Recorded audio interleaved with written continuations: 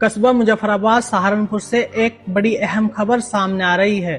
قصبہ مظفرآباد کے گاؤں مجاہد پور میں استھت ادارہ نور الہدا میں ایک وقار سے بھرپور دستار بندی کاریہ کا آیوجن کیا گیا، جہاں دیش بھکتی، اچھے اخلاق اور ماں باپ کی خدمت کا پیغام دیا گیا۔ بچوں کی پیشکش نے ماحول کو علم اور تہذیب سے ساروبار کر دیا۔ آئیے آپ کو دکھاتے ہیں ہماری خاص رپورٹ۔ یہ منظر قصبہ مظفرآباد کے گاؤں مجاہد پور کا، جہاں ادارہ نور الہدا میں دستار بندی کاریہ بڑے ہی سلیقے اور احترام کے ساتھ آیوجت کیا گیا۔ کاریہ کا آغاز تلاوت قرآن سے ہوا، جس کے بعد بچوں نے وطن کی آزادی کے لیے دی گئی قربانیوں کو یاد کرتے ہوئے دیش بھکتی سے بھری پیشکشیں پیش کی۔ بچوں کی ان پیشکشوں نے یہ پیغام دیا کہ نئی نسل صرف اپنے ملک سے محبت رکھتی ہے، بلکہ اس کے اصولوں اور تاریخ کو بھی سمجھتی ہے۔ اس موقع پر اہل علم نے کہا کہ ملک کی آزادی میں علماء دیوبند کا کردار تاریخی اور فراموش نہ کیا جانے والا رہا ہے۔ مکالمے کے ذریعے بچوں نے بتایا کہ ماں باپ کی سیوا انسان کی سب سے بڑی نعمت ہے اور ان کی دعاؤں سے زندگی میں کامیابی اور برکت نصیب ہوتی ہے۔ خاص طور پر ماں باپ کی عزت، خدمت اور فرما برداری پر روشنی ڈالی گئی، جسے اسلام اور سماج دونوں میں بنیادی اہمیت حاصل ہے۔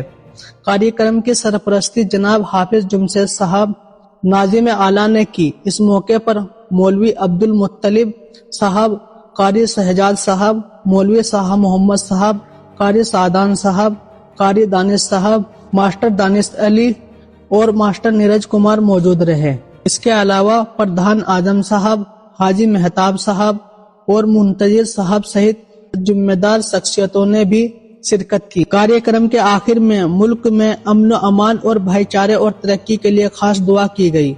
تو یہ تھا قصبہ مظفرآباد گاؤں مجاہد پور سے ہمارا یہ خاص پیکیج، جہاں دستار بندی کے ذریعے علم اور تہذیب اور دیش بھکتی کا خوبصورت سنگم دیکھنے کو ملا۔ آپ دیکھتے رہیے Social India News Network, ہمیشہ سچ کے ساتھ۔ بسم اللہ الرحمن الرحیم، الحمدللہ رب العالمین، والعاقبۃ للمتقین، والصلاۃ والسلام علی نبی کریم، اما بعد، فاعوذ باللہ من الشیطان الرجیم، بسم اللہ الرحمن الرحیم، وقضى ربك الا تعبدوا الا اياه وبالوالدين احسانا اما يبلغن عندك الكبر احدهما او كلاهما فلا تقل لهما اف ولا تنهرهما وقل لهما قولا كريما وقال النبي صلى الله عليه وسلم هما جنة ونارها وقال في موضع آخر في جنة في الوالد وسخط الرب في سخط الوالد۔ محترم حاضرین اور سامعین کرام، آج میں آپ حضرات کے سامنے اللہ کی بے پناہ نعمت اور ان دو حصوں کا ذکر کروں گا جن کی خوشنودی اللہ کی خوشنودی ہے، جن کی خدمت جنت کی ضمانت ہے، مگر افسوس کہ میرا اشارہ ان ہستیوں کی طرف ہے۔ ان سے زیادہ مطلوب آج اس دنیا میں کوئی نہیں ہے۔ وہ ہستی والدین کی ہستی ہے، محترم بزرگوں اور دوستوں، وہ ہستی والدین کی ہستی ہے۔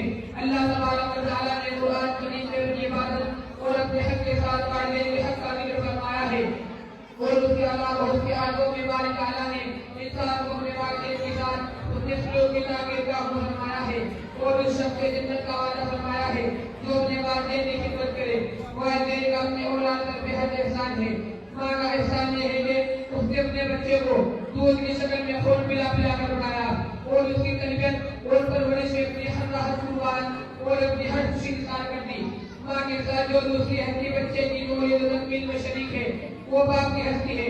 اس میں کوئی شک نہیں ہے کہ بچے کی نشو ہوا اور تربیت میں ماں کے بعد باپ کا جسمانی مال اور کوشش شامل ہے۔